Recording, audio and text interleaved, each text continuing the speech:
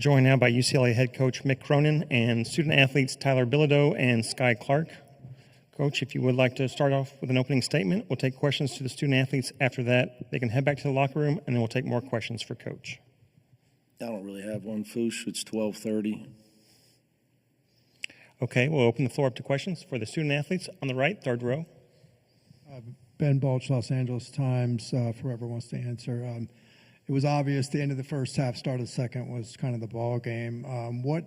From your perspective, what kind of went wrong in those two stretches, and how big of a deflating effect did that have on the rest of the second half? I think it was the press that got it started. I think that killed us with some turnovers. And then just some fouls, gave them some easy points at the free throw line, especially fouling the wrong person. So I think that's what got it started. Here on the second row on the left. Wes Rucker, 24/7 Sports. Sky, there in the first half, I mean, foul trouble happened, fouls get called. But as a guard and you're sitting there and some of those things are happening with the press, how much are you kind of itching to kind of be out there and help get that corrected? I was definitely smacking myself on the head on the bench. I can't put myself in that position. I know I got to be out there to help the team, so just be smarter next time.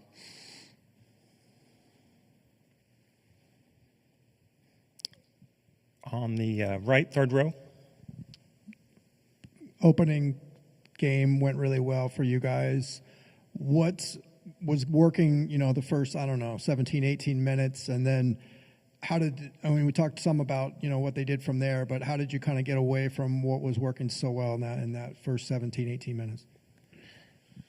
I think it's a lot of what Sky said there, the fouls, and then rebounding too.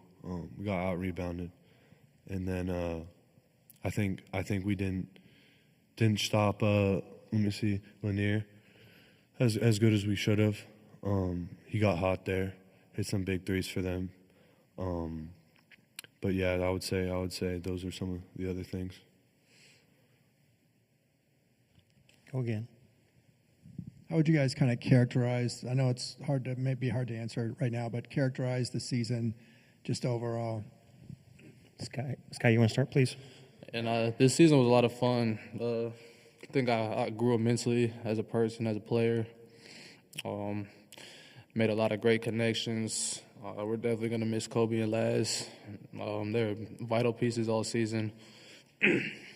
But season was fun. There was a lot of up and downs, but we stuck through it. We stuck together through it all, and I'm super proud of everybody: coaching staff, players, managers, nutritionists, everybody. Tyler? Yeah, Sky said it perfectly. I love this team, first year in the Big Ten. I think getting fourth, I thought we fought pretty well through the ups and downs. Gonna miss those seniors, Kobe and Laz.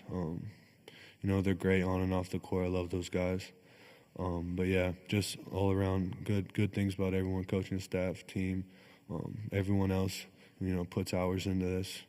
Couldn't be more proud of this team.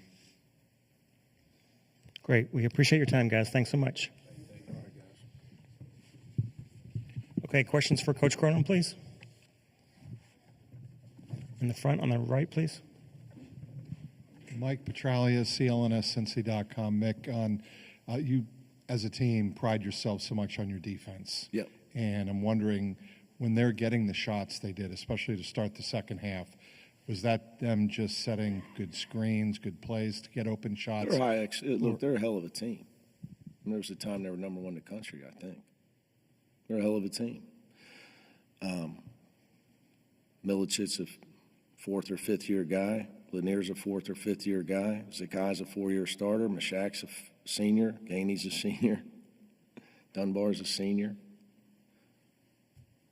Akbar is a hell of a junior. He's their youngest. They got a hell of a team. So you're not going to win. Look, guys, they only scored 67.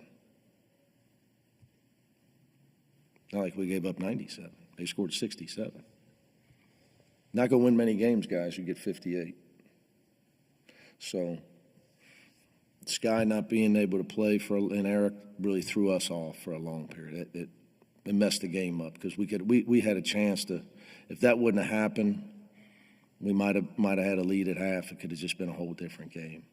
And I agree with Ben. The end of the first half was, and I had used my timeout for an offense-defense substitution, and we had a couple of really, really sloppy turnovers, really soft plays that but is what it is. But again, they got a hell of a team. You're not going to win. You score 58 points. Second row here on the left.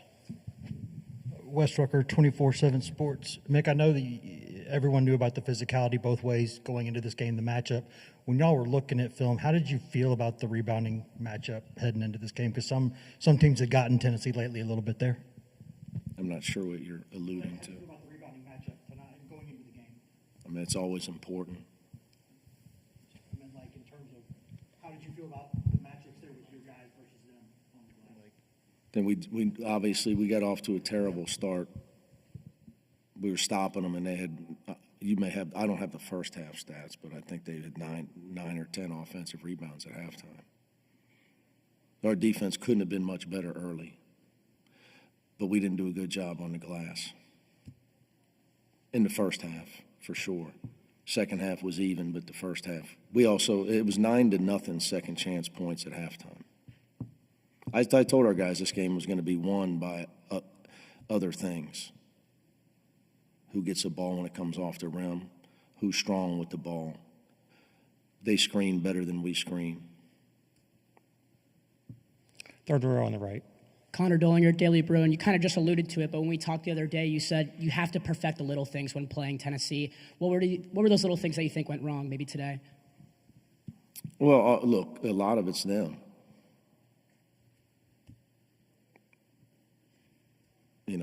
I can come in here and say, you really want the truth. They're really good. They play tremendous defense. When you do set a good screen, usually they switch it.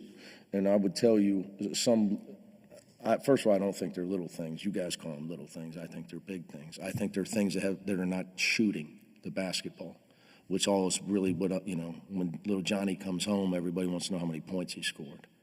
Okay, nobody asked him if he blocked out every time or did he take care of the ball. So they're big things. But what I would tell you is we didn't do a good enough job screening, and then when we did, they switched, they emergency switch.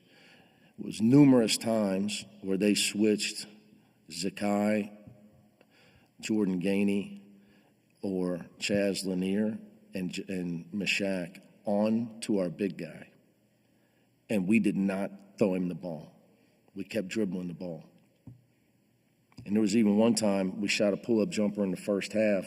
We're winning, and Adai Mara's got a guard on him. We decided to ISO against Akpara. So our offense got us beat tonight. Our offense got us beat.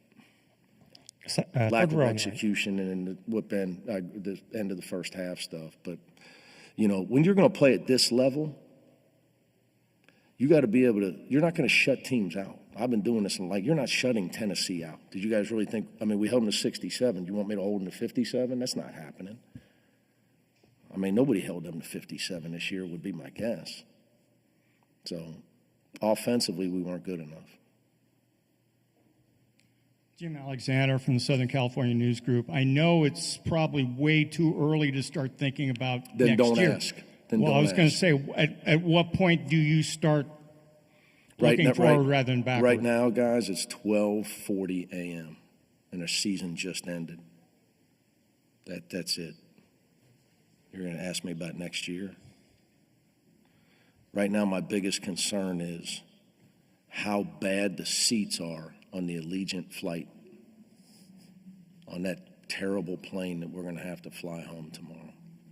The school bus. The cheese, the plain version of the cheese.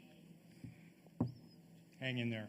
And is there any chance that Doug got me some hot food, because I don't eat on game day, that I got something edible?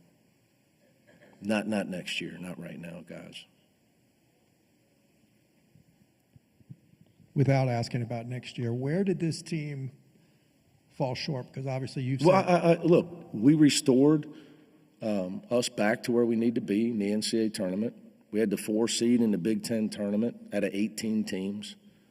You know, after having almost no NIL and having to go to Europe to try to find cheap players, and the debacle and fighting through it last year and finishing 5th. But if we didn't have to do that, it put us a year behind. Okay, so I thought this group of guys did as good as they could do, Ben. I thought Eric's injury and Will had to have a little surgery in the middle of the season, threw us off. But this group of guys, you know, Adai improved. I think everybody, you know, look, you got a team where literally probably your 4 most important players are transfers. You know, they came together and had a heck of a year. You know, this team in Tennessee's great, man. They got a hell of a team. It's your greatest success as a coach in recent years has come with continuity, right? You know, Tiger, Jaime. You could say that about anybody, buddy. I mean, you know, I'm not really in the mood to talk about a different era and development. You know, it's a new era, my man. I guess my question is continuity important going forward? What I would tell you, tough loss today for my older brother, Coach Patino, and I, but he's smart. If you're giving me a choice, I'll always take talent.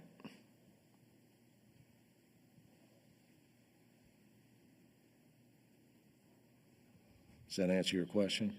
Doesn't mean other things aren't important. But you want to give the other guy 3 or 4 year guys, but I got better players. I will always take talent. So continuity is irrelevant if you don't have talent. I guess you got both. You got Zakai Ziegler, right? And you got Zakai Ziegler. You know, you're running around with basically another coach on the court. He's a hell of a player, too. So I would always take talent, though, Ben. But I mean, both are important. There's a lot of stuff's important. Coach, we appreciate your time. All right, guys. Take care, Mick.